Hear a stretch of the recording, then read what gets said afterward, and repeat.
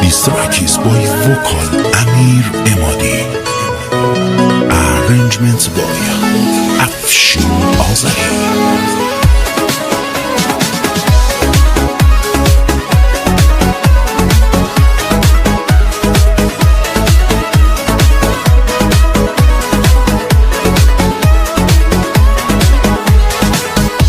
چند روزه با هم کاری نداری، منم و این دل حالی به حالی. خودم از خودم ای دارم میپرسم که تو منو دوستم داری نداری. یه کمی از یه دندگی تو کم کن، آخه یه فکری به حال دلم کن.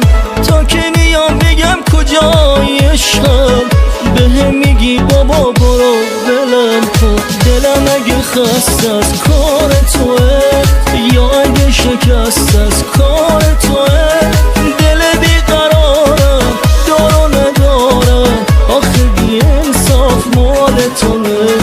دلم اگه خسته از کار توه یا اگه شکست از کار توه، دل بیقرارم دار و ندارم، آخه بی انصاف مال توه.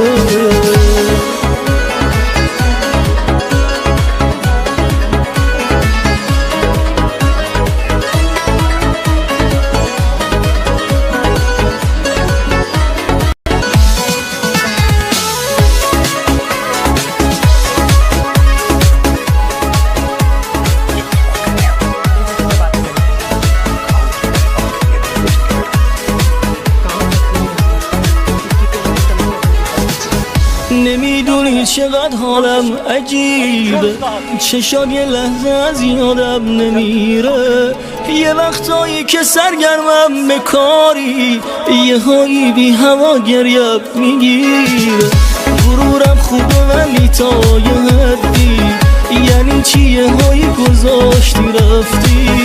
منی که این همه تو رو میخوامت، یعنی چی این چه کاری بود تو کردی. دلم اگه خسته از کار توه یا اگه شکست از کار توه، دل بیقرارم دار و ندارم، آخه بی انصاف.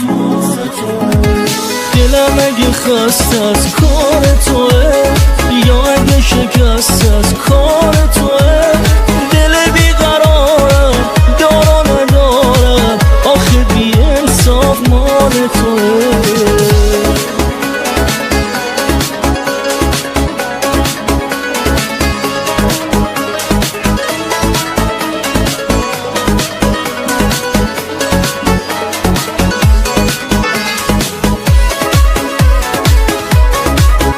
دلم اگه خسته از کار توه یا اگه شکست از کار توه، دل بیقرارم دار و ندارم، آخه بی انصاف مال توه. دلم اگه خسته از کار توه یا اگه شکست از کار توه، دل بیقرارم دار و ندارم، آخه بی انصاف مال توه.